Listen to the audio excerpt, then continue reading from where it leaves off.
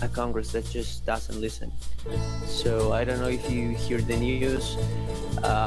There's a lot of even international news because they wanted to just pass legislation to condemn crimes against humanity, and it's kind of like the highest court has already speak and opposed that decision, but still the Congress, this is still kind of this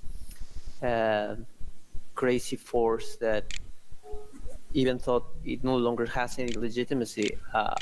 They can do whatever they want because they technically have the democratic legitimacy to do so. Yeah, to give you a sense, Audrey, there's about, in the polling for the next presidential election, which is next year, right, Fred? Right? 2026, but it's very likely that's going to happen earlier. And But the candidate with the most support in that election has about 5%. And so it is a electoral system that is quite fragmented would be a generous way to say. You might even say sort of like decomposing or decohering or dissolving to the point where it's kind of like someone who has like 3% support might make it into the runoff just because there's no understanding of the options. Yes, exactly. That's what happened between Pedro Castillo and Keiko Fujimori, for example, because even though nobody knew, for example, Castillo before the election, he managed to be the first, the one who passed to the second stage. And with 17% of the vote or something like this? Yeah, really low. Yeah. People were like, how did he even manage? And this election will be almost certainly even lower, like more like 3 or 4% of the vote. Yeah, I hear that we're gonna have like 36 candidates now. Yeah. So they have pop up out of nowhere, and they're even currently, for example, Congress has decided to change the rules, and it's not allowing the movements from the outside of the city, like the regional movements are not allowed to participate. So they just unilaterally decided that they're the only ones who can represent democracy in this country. So there is a lot of anger against the Congress. If you hear the polls, there's like 5-8% of approval for them, and for our current president Dina Boluarte, that is even lower. I think it's already bordering the 3-4%. May even get to 0 at this point. Is there someone else from your end joining us, Fritz, or are you going to be interviewing us? Yeah, I'm going to be interviewing you because my friend is not really that good at English. We can speak in Spanish as well, with you at least, Glenn. But yes. In order for Audrey not to miss out on anything, I think we might stay just in English. Great. That sounds great, Fritz. Okay, great. Hold up. I have my phone here because I was really interested in what else can we do with digital democracy? I mean, like, if we reinvent the legislative power, what's there for us? Do you need to record, by the way? Are you recording or? Yes, I'm recording this screen. Oh, wonderful, great. And my friend is technically recording too. Let me check that out. Peperu, ¿me escuchas? Hola, hola, hola. ¿Le puedes decir a Peperu si está grabando de una vez? Hold up, technical situations. He hears me, but I don't know why he doesn't answer me. Hola, hola, Peperu, ¿me escuchas? ¿Puedes decir algo? Hola, hola, hola. He's not speaking, or if he is speaking, I don't hear him. I don't hear either. Yeah, me neither. What a problem. Can you do a screen recording via Google Meet If you click the menu, there should be a recording button for you on the bottom of the screen. You click the 3 dots and then you click record. Yeah, but I think that's only available if you are the organizer. Yeah, the organizer, and also you have to kind of pay for the Google Drive or something. No, I think it's part of the free version, but we're not the organizer, so we can't record it. Yeah. No, that's the problem. We have tried, and it doesn't allow us. We're forced to pay. It might be different in Taiwan. I don't know. Yeah, and also using a Chromebook, not a regular laptop. Mm-hmm. But at least I am recording. At the very least. Okay. Sure. Okay, great. Hold up, I have some questions here. There are so many things that I would like to talk about, and given the context, the political situation here in my country, I would like to know about the specific situations that led you to do this book. In particular, wait. Your I think your friend colleague has raised a hand. Has raised a hand. Pero, ¿me escuchas? Hola. Yeah, I saw him. I'm talking to him too, but... Hola. Perú, hola. Te escuchamos. Habla. Hola. ¿Estás grabando, loco? Is everybody here? Hola, Peperu. Peperu. ¿Qué pasó? Sí. ¿Qué fue? Solamente audio, no. ¿A mí? Sí. ¿Para ellos? Sí, solamente audio. Yeah. He's gonna talk to you. Sí, hola, ¿qué tal? Teníamos listo una diapositiva. Hello. Un gusto conocerlos, Audrey y Glenn. Gracias. Bueno, en este caso Glenn domina más el español. Si podrías decirle en inglés a Audrey que teníamos listo una diapositiva donde aparecía pronto comenzamos y otras cosas más, pero la laptop que tengo es un poco antiguita, así que se ha demorado, pero igual.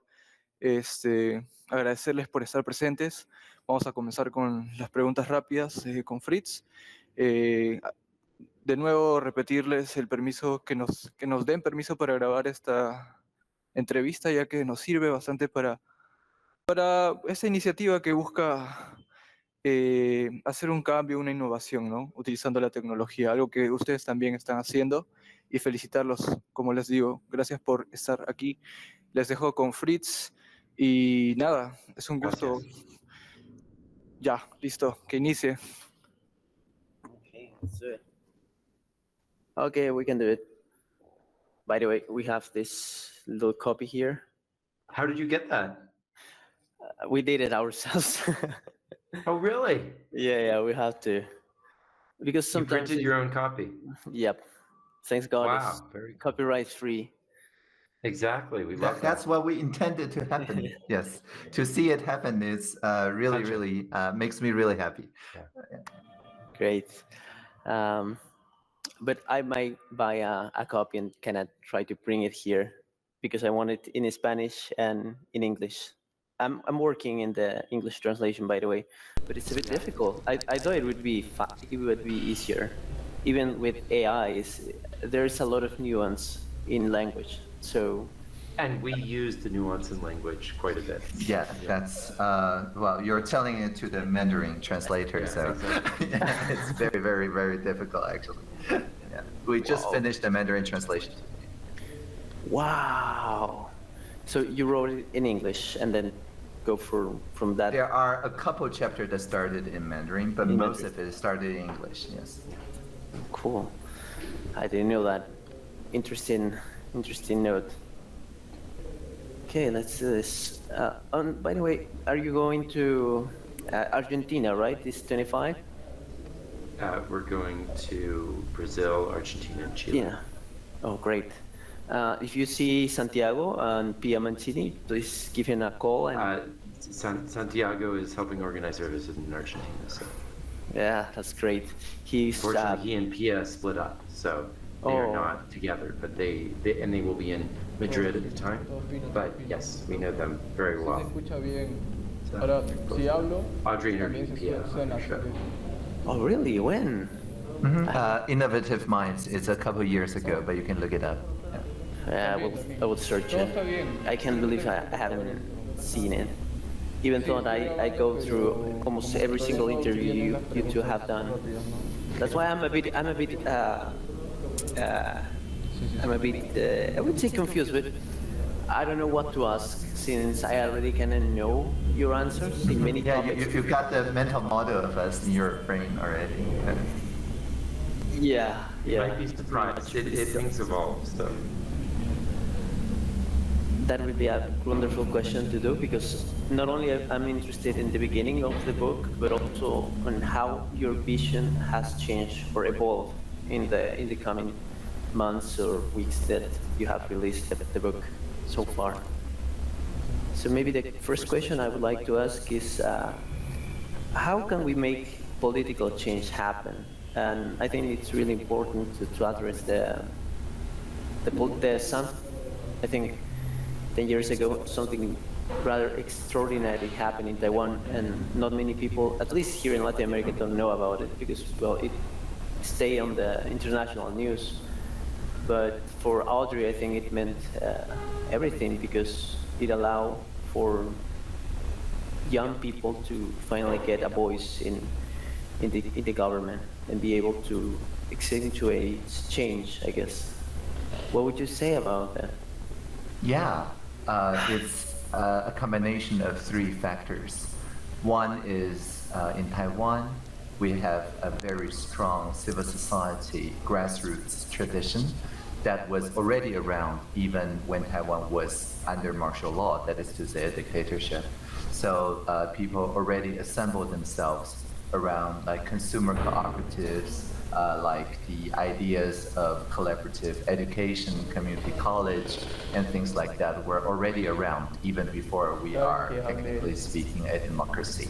So this is the first thing, it's a solidarity layer, the social sector. The second is that because in 1996, when we first had our first presidential election, that is already after the World Wide Web. So we have a generation of people to whom technology and democracy is really the same thing. It's not two bunch of people going to the political school and the technological school, but rather the same group of people who learn both and practice both at the same time. And finally, it was in 2014, the trust in the administration was very low, about 9%. And people were eager to demonstrate, not just protest, on this issue of an opaque conversation in the parliament that tried to rush through a trade service deal with Beijing. So armed with the support of the 20 or so civil society organizations that already enjoy popular support, as well as the civic tech people that consider ourselves also part of the social sector, not just tech people. We demonstrated that with live streaming, with automated summarization, with real-time note-taking, and a lot of the mixture of those technologies, you can get 500,000 people on the street and many more online to broadly agree to live with some sort of consensus every day that inch toward a firmer consensus that at the end of the 3 week of nonviolent occupy was finally ratified by the head of the parliament. That's great.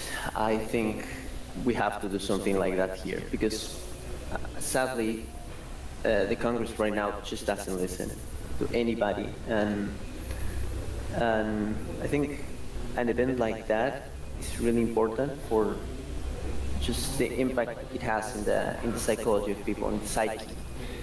I wish it I mean, Fritz, to put a point on that, I mean, it's not a crazy idea that you guys could consider using some of these tools to organize a parallel parliament and then find a way to draw attention to the conclusions it was reaching about ongoing business and maybe, more importantly, shifting to other business.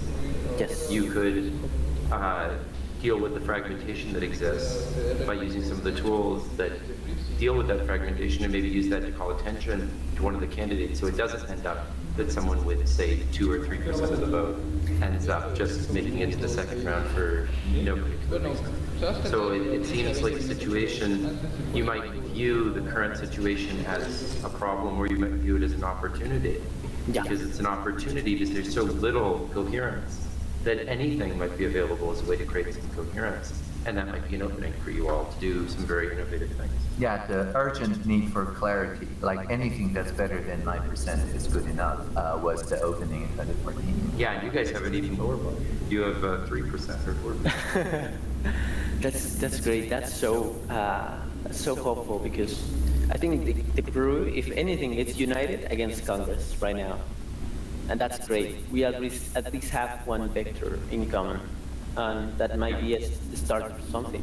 The Tao Te Ching says that the master is ready for everything and wastes nothing, and so finds only opportunities, not problems. Yeah, the Tao is great.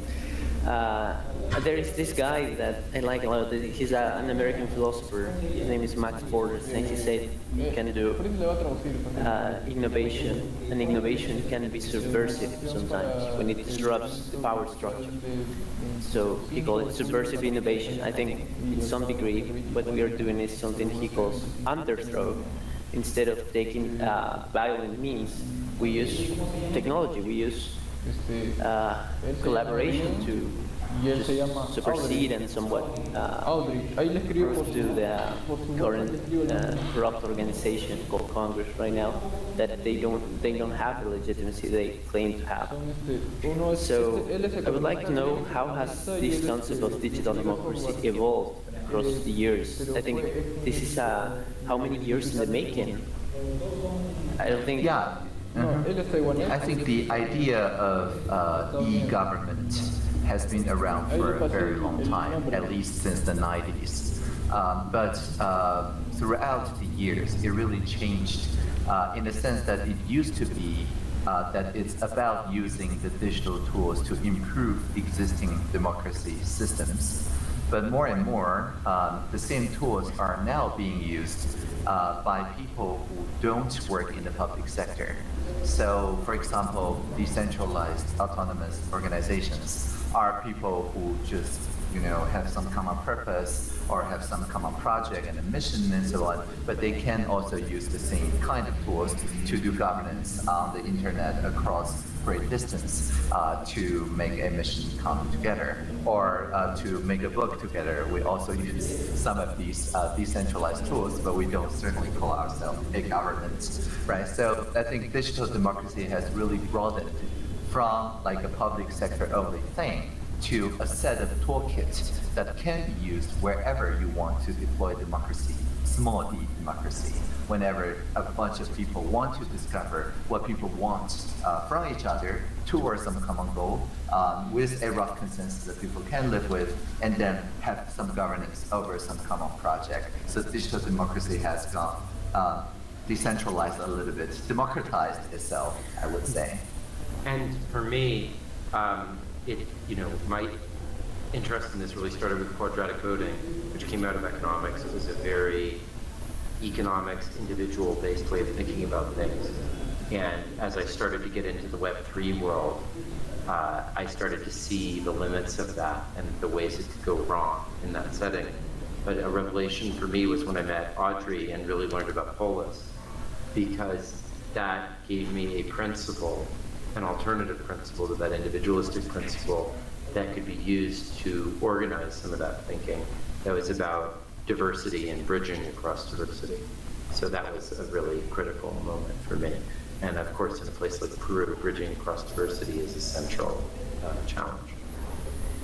This is great. I think one of the analogies you use in the book is this of using an engine and canalizing this explosion of energy to make use of it. And I think that's a great way to make use of this difference in opinion, this energy that's floating around, and instead of being destructive, use it for a constructive means. I believe that there's a word in Quechua actually that captures some of this. I don't know how to pronounce it, but I believe it's chiksi, Chishi, do you know this word? It means roughly like gray in Quechua, but apparently it doesn't mean literally gray. It means sort of, it's somewhere between the concept of gray and the concept of a rainbow. So it's like where different colors come together and form something else. It's very nice, like Ubuntu. Yeah, it's related. It's kind of like Ubuntu, and it's a little different, but it also captures the idea of plurality, I think, better than the plurality does. It's CH''IXI is the romanization of it. I have to look it up because I'm still learning Quechua, so I can't certify that yet. I think we have a lot of things to learn from the past that was less individualistic and have this view of the world that was more natural, so to speak. Yeah, there's a wonderful philosopher from Peru named Aníbal Quijano, who I've learned a lot from, who talks about many of these things. Oh, this is great. I have to look him up because I've been, sadly, mostly focused on the foreign development of ideas than in the thinkers in my own country. And yet, very recently, when I started learning about, for example, González Prada, there is a Peruvian anarchist, Yeah. I have found his ideas so prescient, and so many things that he said about the Congress still remain really relevant, even today, almost like 200 years apart from him. Or 80. There's a Bolivian Quechua-speaking friend of ours named Violeta Ayala, who knows a lot of the great traditions from the Quechua-speaking world that you might enjoy talking to. Yeah, I'm gonna love to do. If you can connect me to her, I would be Sure. really happy, because there is this concept in the Andean culture as well, the Pachacutic. This is referred to a cycle of 500 years when everything changes and everything is put upside down, as the word says. And it's a really interesting concept since the last Pachacutic happened 500 years ago when the Spaniards came. And then I kind of feel like the advent of artificial intelligence, ChatGPT, came almost 500 years later, and it's kind of like something is going to happen, and we don't know what's gonna be. Every society structure is gonna change. I like that a lot. But I would like to talk about first, before we jump off Peru, about your experience, Glenn, here in my country. How was your experience? What did you learn, and what was the feeling you got from living here, at least for a while? I've been to a variety of different parts of Peru. I did research in the Amazonian jungle, and I did tourism in the Andes, in Machu Picchu, etc. And then I lived for about a year and a half in Lima, always in very elite parts of Lima. So I don't know that it gave me the greatest sense for Peru, but I have spent time working at the competition regulator at some of the universities there.